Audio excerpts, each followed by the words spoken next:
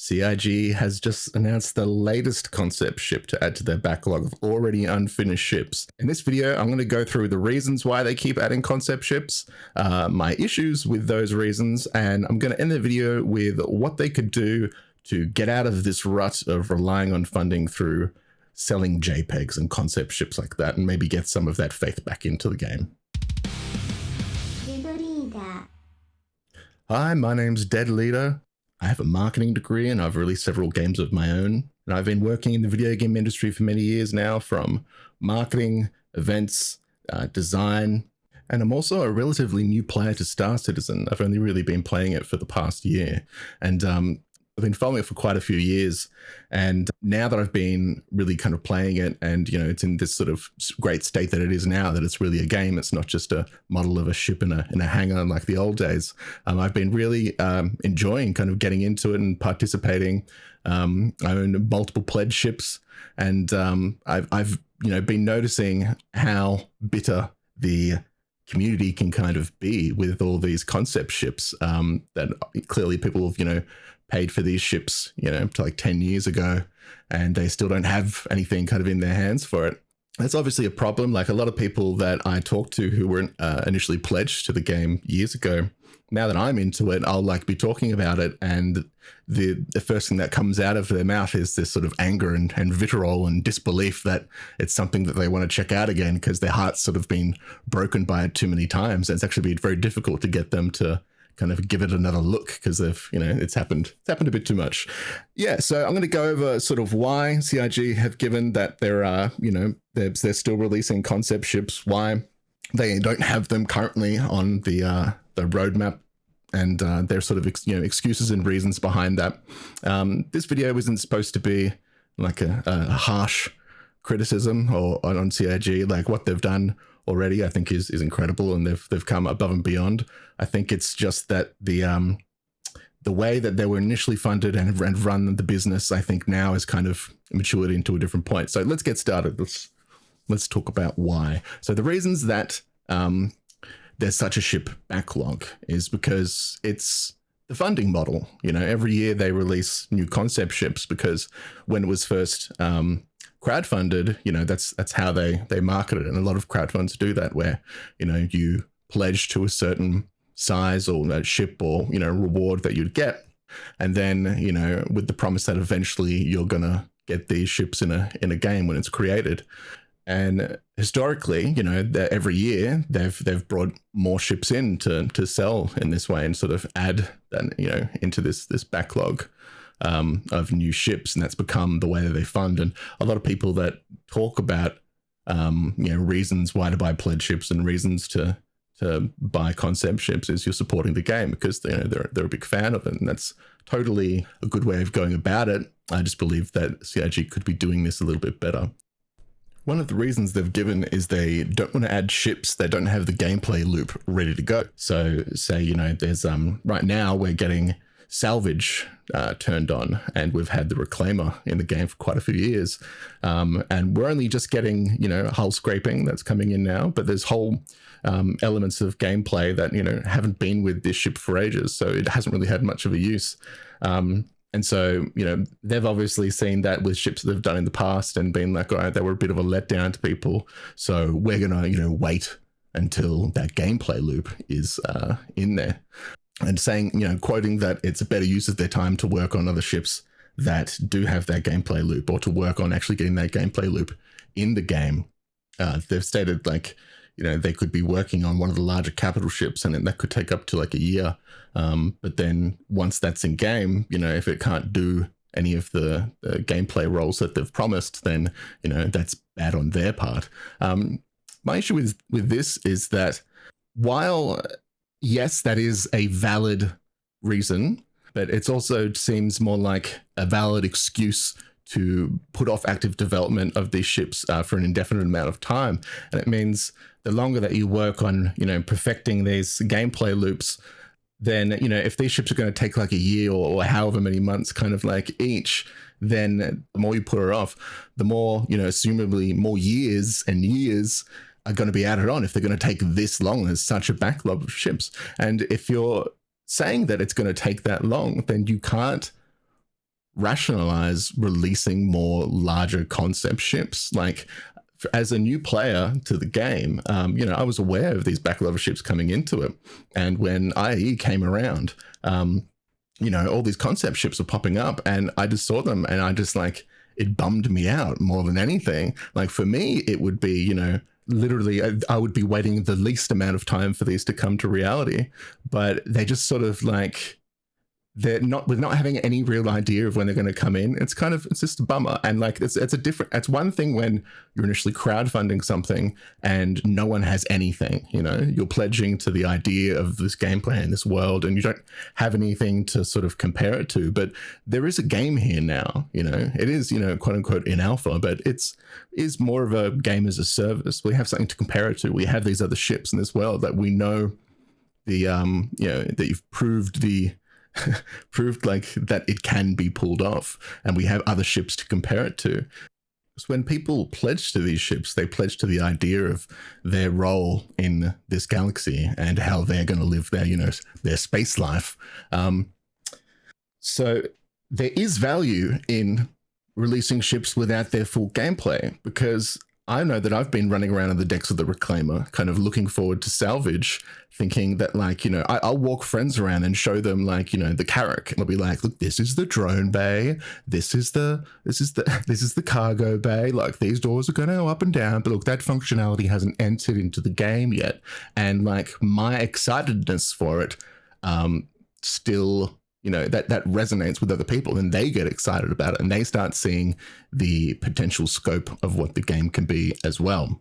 That shouldn't be like underestimated. That's a really powerful thing that players will still want. You can still get a ship like up and running and have some guns and shields and like make them work to that level, and then get that gameplay in afterwards. I know there is that issue of you've got Squadron 42 going on, and things that change there can change like parts of the design in the PTU, but you can figure that stuff out. You can sit there, work out the basis of a lot of these mechanics, find where all these, like, where to draw all these lines. Okay, we're going to need exactly this amount to, make room for the tractor beam, and it's got to do this. You can work on that first and then assign that to all these other ship designs and then get them sort of up and running. Like, it's purely a decision that needs to be made to get that in game. And look, I have to hand it to CIG. Like, while their funding model it is groundbreaking, the way that they've moved it on from the crowdfunding model of pledging into the buying your way into this universe by buying a ship. It really helps like get players to be invested in their experience and like have a connection to their kind of ship personally. But it isn't sustainable to continually just add more ships into the backlog years later. Unlike the initial use of Star Citizen, they now actually have that playable game to demonstrate the potential of the dream. You have a long list of purchasable and flyable ships that are currently in the game that also lend to that credibility that, they know what they're doing. And the concept ships that are out there are already fascinating, but they kind of, knowing that you have no idea when they're going to come into the game and there's sort of bad blood behind it. And I personally kind of don't let myself fantasize about them. I look at ships like the Expanse and the Endeavor and all that and go, wow, these are cool, but, still, that could be another 10 years for all I know. So I don't let myself actually think about it and get like excited for it, where meanwhile, the IAE, that as we were sort of leading up to it with the Corsair coming out and the Cutter, like that was hugely exciting for me. Like I wasn't there when they were first announced. I didn't sit there waiting. I didn't buy it as a concept ship.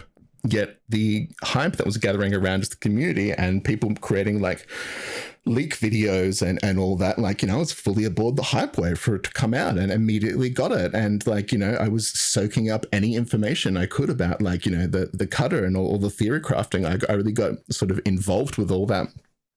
And I think that is really where the future is in the way they should be modeling their marketing. They should be focusing on actively developing them and giving people a real tangible idea and getting them out as fast as possible, even if they don't have that gameplay loop.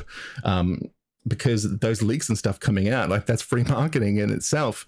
And it's not like you're not still making money. People are going to buy those concept ships if they have faith that they're going to actually arrive. And, the closer and closer a concept ship gets to being released, the more money you can charge for it. So by delaying it, you're delaying the rate that you can increase the amount of that until they come out. And just once again, to really give credit where credit's due, I think that the focus that CIG have with how, where you don't essentially buy the game, you buy a ship. If you just, even if they got rid of it comes with game access, and it's just you buy a ship, doesn't matter what it is, it'd be an entry level ship or whatever. Having that, and the way that you just upgrade a ship, or you have 2 ships, so you buy two ships and then you melt them and go, I'll put a little bit more money in and I can get this bigger ship that can do this other thing that I want to be able to do. I think that really is the model that it all needs to be built around. It's much better than the idea of having, more and more DLC coming into the game, like in other games, or, stopping and releasing a new version of a game. I really think the more people are connected to a ship and, want to delve into that experience and activate, different parts of the gameplay, that's the way to do it, that connection that they have with their ship itself. And while that was born out of the need for crowdfunding and finding a way to, generate that money initially, I think it really is their strongest point with marketing at the moment, and where they should be putting all their focus instead of new concept ships. And all this being said, I still think they should be adding new ships, but I think the focus on that should be straight to flyyables. So each time there's, IAE or Invictus or whatever, I think like having ships that have been sort of hidden from everyone in development and then, slowly leaked bits and pieces here that way. I really think that is the way to generate hype and excitement and get people looking at the game again.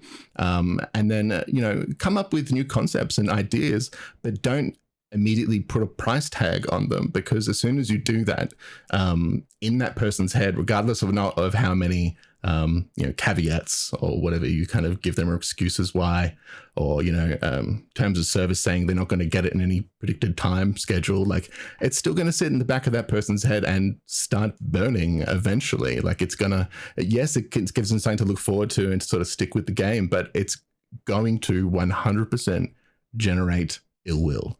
And I think the way that those concept ships should be working is that, you start just putting them online and, connect them to forums so people can just be discussing them, and, and you can keep kind of developing those concepts all together.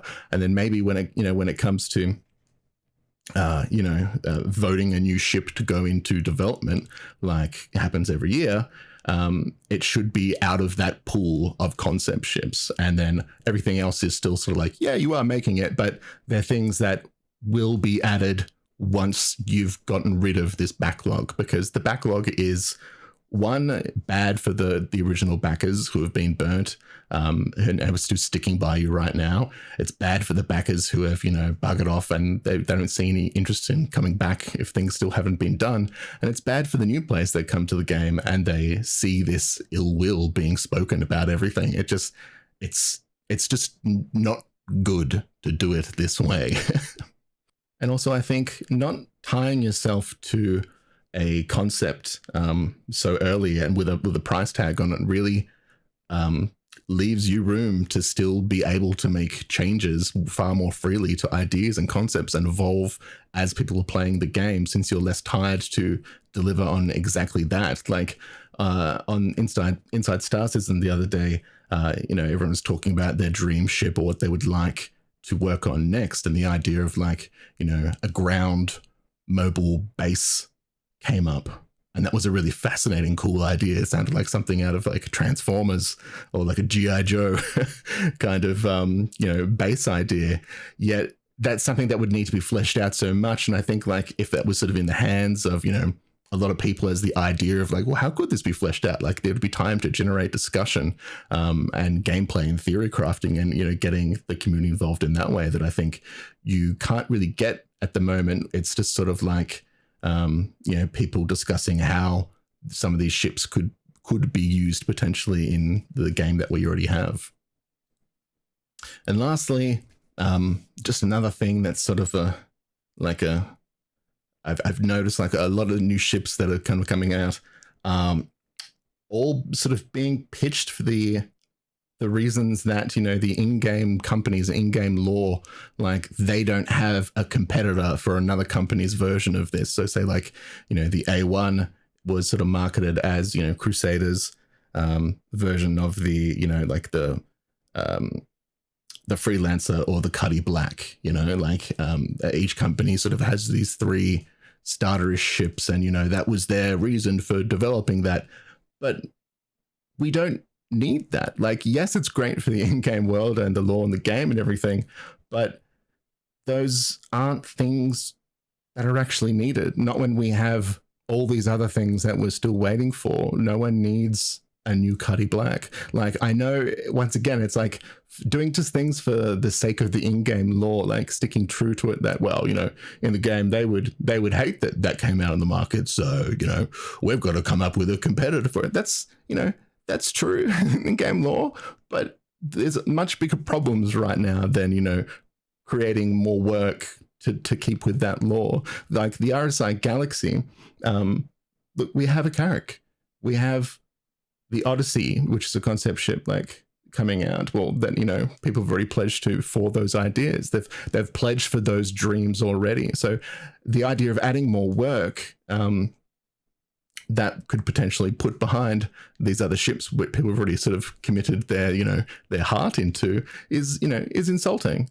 And that's why I think, like, you know, people shouldn't buy the RSI Galaxy, because it's not offering anything new. And I believe that, you know, if CIG are still seeing it as the best way, as like a funding model for them to do it, I think, you know, it's one of those cases of, you know, the buyer can make their decision with the wallet. And so I think people shouldn't pledge to the RSI Galaxy. There's other ships that do the same thing. It doesn't even look all that much different to other ships. And by pledging to it, like at this point, we know all it's going to do is, you know, hinder production on everything else. Like, I mean, sure, it might be great in, you know, 5-6 years, whenever it actually comes out. That'd be a really exciting time. But I mean, we could have so many more exciting sort of revelations with other ships coming out in that time being, that I would be interested in, you know, monetarily partaking in.